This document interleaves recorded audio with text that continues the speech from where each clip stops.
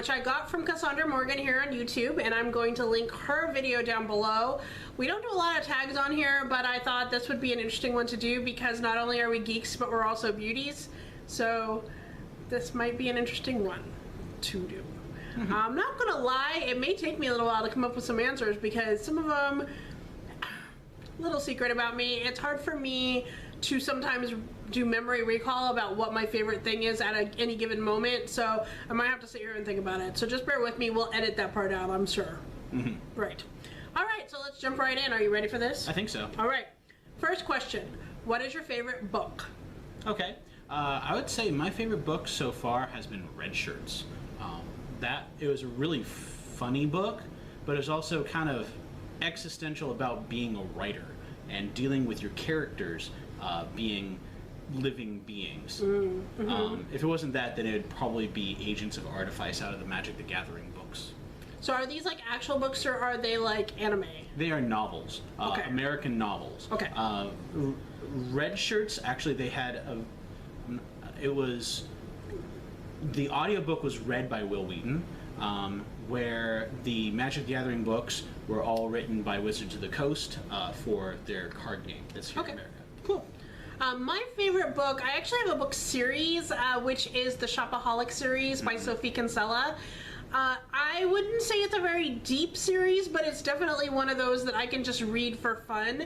They did make a movie adaptation. I don't believe it's as good as the books, in my opinion. She just keeps coming out with more of them, you know. So she starts off as a single girl who is obsessed with shopping and works all the way up till she's married and she has a child, and the child takes after her mother. Let's just put it that way. So there's about 6 books now, 7, I don't know. But I really like that series. I mean, if you want to think about something that's maybe a little more intellectual as far as books go, I really enjoyed Ready Player One. That was a good book, and I actually want to go back and reread it. And they also have a sequel now called Armada, which is cool. I am going to start getting into more book reviews too. I'm probably going to start requesting to get sent books so that I can review them on the channel, maybe on the blog too. I don't know. Anyway, second question: what is your favorite quotation? That's a tough one for me because I run through a lot of philosophical quotes that I'm just finding on my way searching through the internet for stuff. So my head is clogged up with memes and quotes and things like that. But the one that I probably use the most in a lot of what I do is the classic philosophical line of "Cogito ergo sum." I think, therefore I am. Okay. I use that a lot in stuff that I've been writing lately. I'm kind of glad I'm using my phone for this too, just to kind of look stuff up that I'm kind of blanking on. I recently ran across this quote by Simon Pegg, which I think is kind of the mission for our channel as well as my life, which is being a geek means never having to play it cool about how much you like something, which to me is that's probably my favorite quote of all time right now. Yeah, if you ever have to be embarrassed about what you like, then you're not being true to yourself. True. All right, next question: English or math? English. English. That's easy. I can do math, but I wanted to get into something that was very math-based when I was in high school, but then I realized I enjoyed art more. That's true. And that's the next question: science or art? Art. I think for both of us. No, actually, I would say both. For you? In a way, I would say, because I go into a lot of the science stuff, but science can be an art. Discovering the truth about something really does have a lot of, how can I finagle the maths of this? Right. Whereas art can be a science, is understanding your medium, understanding your audience, and understanding how to communicate effectively. There's a science and an art to both aspects. It's true. It's right brain and left brain. And you can't divide the two because both are how the universe runs. So the next question is: name 5 albums or musical artists that changed your life. I'm going to go right into this because I actually thought about this a little bit. The first one would probably be Weird Al, just because what he does is so intellectually funny. Like, it's not just puns, it's like how he rhymes things and how he takes things that are already out there and just totally rewrites it to be almost sometimes as good, if not better. As an artist, he is amazing. I saw his show. I wanted to see a show. He's actually coming to Orlando in August, but I saw his show a couple years ago at a county fairground, and even though I was way up there in the bandstand, whatever it's called, I could see him. He played to the last row. He did like 75 costume changes, and the man is in his 60s. So he keeps fit. He's amazing. He does his exercises. He does. I think other albums or artists, albums, I would have to say, I listen to a lot of soundtracks. So maybe like album soundtracks. So the ones that I love the most are Legally Blonde the musical, Forever Plaid, Secret Garden. I remember the book about that. Lion King. I never read that book. And that's probably it. Those are the other four. Okay. Those are probably my favorite song albums. What about you? Everybody in the house knows that I was always a big fan of Five Iron Frenzy. I liked a lot of the songs out there. They're very inspirational to me. But when we're coming off that, I also like Owl City a lot. Owl City has a nice pop Electronica, yeah. But also he also has a lot of acoustic in there, and he's got this kind of a simple boy next door kind of voice going on there. Yeah. So it feels very raw. I'm also when we're talking about particular albums, I like a lot of the songs off of Vaughn Smith's "Onto Something," and I actually like Slipknot Volume 3, which I liked it because a lot of the songs, especially during some of my younger years, really connected with where I was trying to build up to being an artist, inspiring people into being more revolutionary in their lifestyles. Okay. Favorite and least favorite subject at school? I think we kind of already touched on this a little bit. My favorite was drama and band when I was in high school, and probably drama and choir when I was in college. When I was in college, I took a whole bunch of different classes that were all kind of scattered all over because I had to maintain my scholarship. But I think probably the most life-changing class I had was interactive performance. So it was improv acting. I also really enjoyed the science fiction appreciation. I actually kept the textbook that we had out of there because there's so many good stories in it. Interesting. Okay. Favorite celebrity with a brain? See, this is the problem. I don't remember names very well. Okay, so I'm gonna go. Go. Okay, so I follow Amy Poehler on Facebook. She has this like one thread that's like Amy Poehler Smart Girls, and like literally she's really smart. Like I would say her and Tina Fey are probably like very smart celebrities with a brain. You know, we already talked about Weird Al. I think he's genius, so I could kind of put him in there too. But I think that there are, nowadays are so many celebrities that have brains that, you know, they're not just a pretty face. They don't just have acting abilities, but they do think. And so I think that there's so many of them that you can mention. It's kind of a jumble because I like a lot of different celebrities, but I have a terrible time with names. So I do like the guy that does The Nerdist and Chris Hardwick. Chris Hardwick, there we go. And also I actually kind of like John Delancey. John Delancey what had played as Q in the Star Trek The Next Generation series, but then he got like this one-off gig on a kids cartoon show that took off really big, and he became a really popular character, and he's like, okay, I'm going to support this fandom all the way, and from there he's like massively popular again. It's My Little Pony. It was really smart of him to just kind of embrace that community because it's growing. If you could study anything anywhere, what would it be? Yeah, I'll go. Anything. If I could study anything, it would probably be food and drink appreciation in the British Isles / Europe. But I would start with England and work my way through Ireland as well. Just kind of do the British Isle area. I want to go there so bad. It's on my bucket list. It's the one thing I want to do before I die. top of my list. So food and drink appreciation, so that I can just experience it all. I would probably go to Japan and try to study a lot of the comic book art.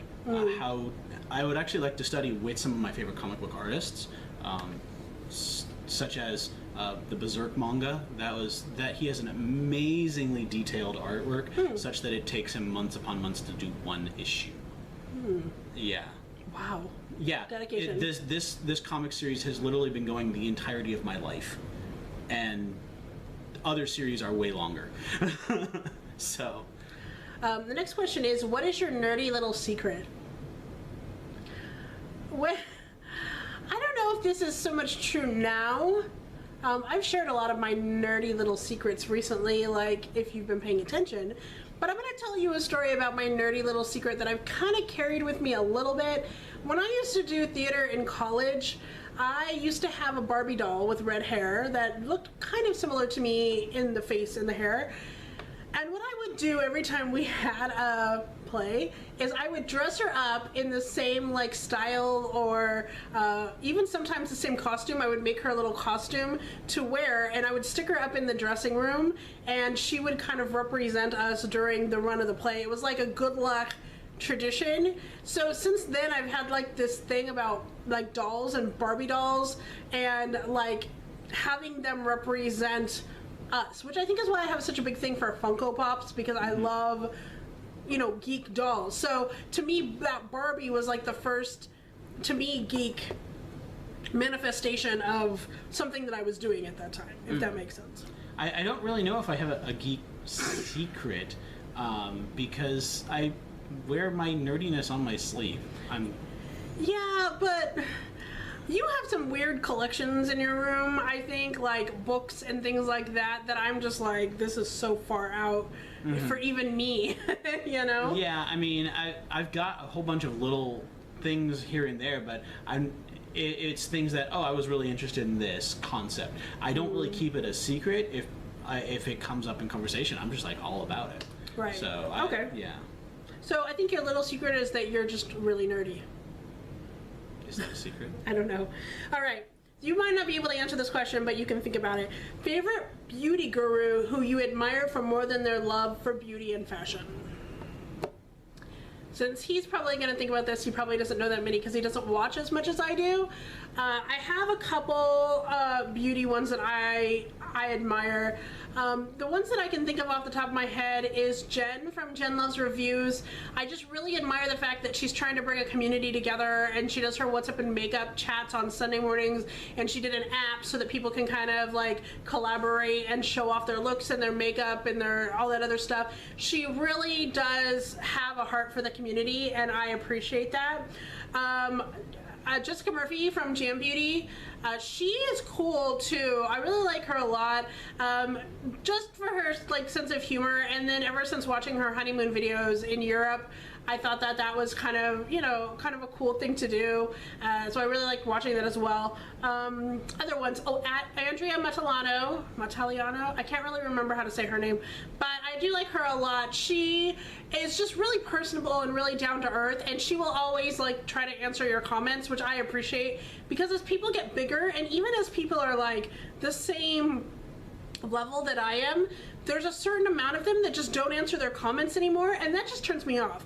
It really just does not matter to me, like, even if you have really good content, if you're not someone who's like trying to answer the comments, even if it takes you like a week to do it, if you never answer any comment that I put on there, that kind of turns me off to you, and then I will probably stop watching you.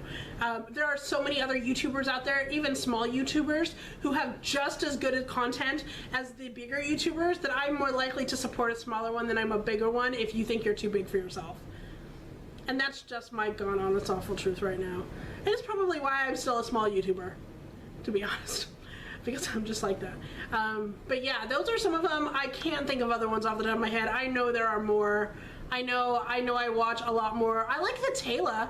She's pretty cool. Like, I kind of crave her fashion sense. Her makeup skills are amazing, and she's always doing like home hauls, you know, and she decorates everything in like black and white, and I'm kind of like, I love this like simplistic fashion sense she has. It's really awesome. What about you? I really can only think of Cassandra Morgan right now because of the amount of like thought and instinct that she put into the community so far that we're in. A lot of the ladies that I am meeting through the Geek and Beauty group are really amazing people that their dedication to what they're doing bleeds out into being good to other people. Right. And that's what's really important. As Matt Pat said, we're moving from a simply viewing society to interactivity being what's important. And that's really what the next thing is. Like a lot. Okay, so this might be starting to get a little tiny bit in the controversial side, but I'll try to remain generic. A lot of the bigger YouTubers, and not all of them, but a lot of them have their viewers that they got from certain means. I'm not saying that everybody buys their subs. Some do, some don't. That does happen.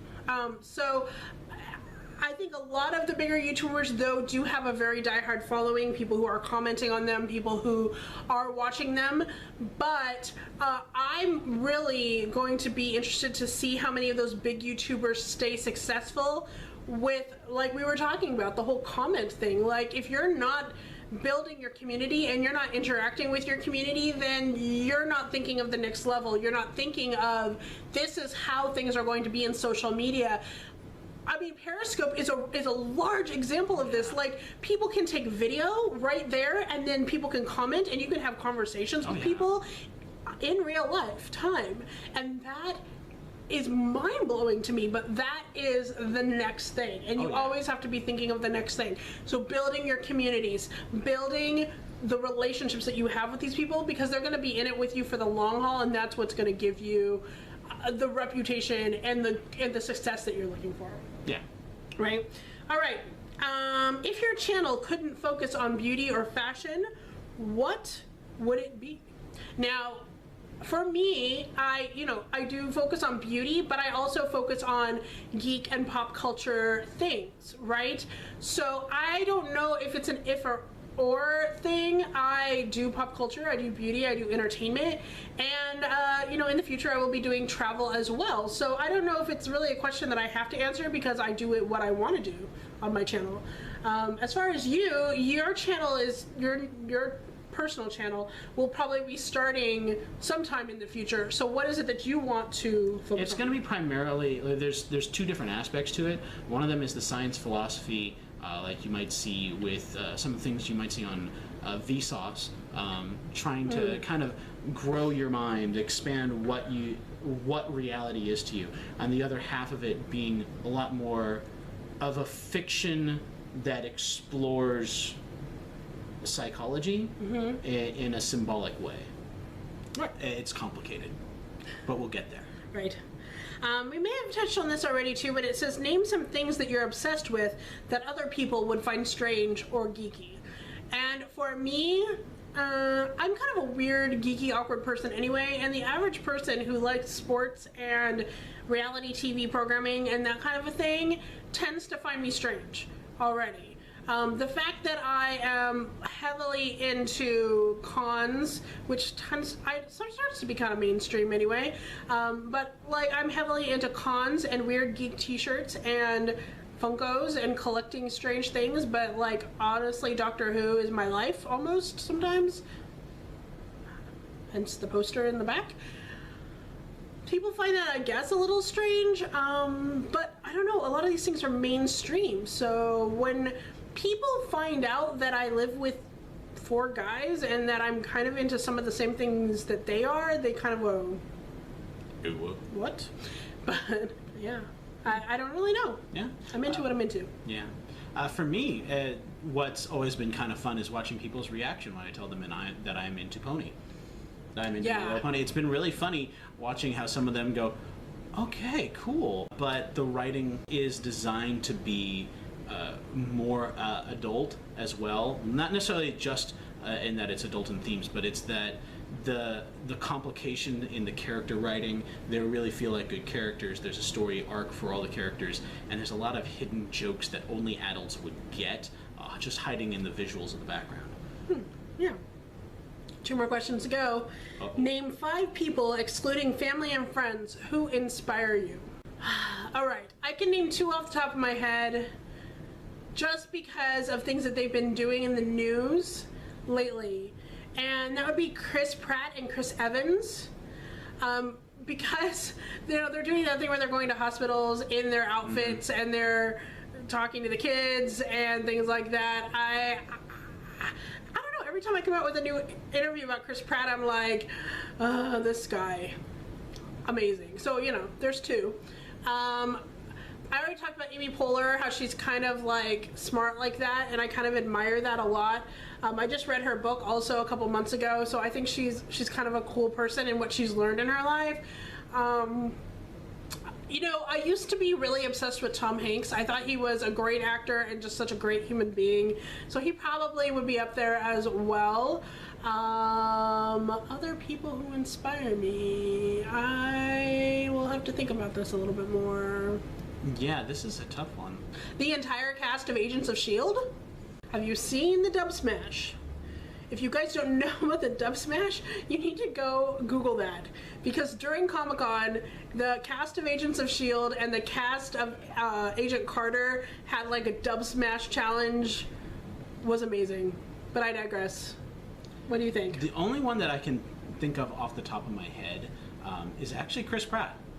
His humility is what really makes me love everything he's doing so much. Right. And that he's got a lot of really big things under his belt, but he doesn't feel the need to be a jerk about it. He doesn't have a big ego about it. Right, exactly. He is humble, he's giving, he's caring. If we were going to do another Jesus movie, I would try to recruit him to be Jesus. Not because, not just because, I like him so much, I want to see him play Jesus, but because that's a role that you actually have to approach in the way of, Jesus was kind of and please, I know some people are going to get mad at this, Jesus was a badass. But he was also humble, and it was his humility that also made him that way. And that's kind of what Chris Pratt does in his life. I think he is actually taking after Christ's example. He said that he is a Christian and a lot of stuff, so... I mean, we're not trying to, say, Chris Pratt is the epitome of, no. What would Jesus do? But what we are saying is that, even the celebrities or even the average person can definitely exemplify things that are good qualities that people... Yeah, extraordinary qualities can be in normal people, and that drives them to be different in the media. Exactly. Okay, last question. Who is your intellectual soulmate? For me, that's an easy question to answer. I would have to say it's probably my husband, just because we're on the same page about a lot of things, and we can have discussions about theology and things like that, and we pretty much I don't know, we're on the same page with it. So I think that would probably be mine. So for me, I feel like it's Vincent, who lives right next door to me in the apartment, because we have so many shared interests, and we kind of come from a similar viewpoint. We don't share everything, but we get each other on a lot of things. Awesome. All right, so that is the Brains and Beauty tag that took a lot longer than I thought it was going to, and was a little difficult, but not too bad. I want to tag other people to do this as well, so I'm going to tag all the people on the Geeks and Beauties group and all of you. So if you're doing it, please make sure you put the comment below so I can go follow and look at your video and see what you have done as well. So thank you so much for watching. We appreciate it. Thank you. Do you like our background? He likes the background. Thumbs up if you like the background. Anyway, thank you so much for watching, and until next time, keep calm. And stay Zainey.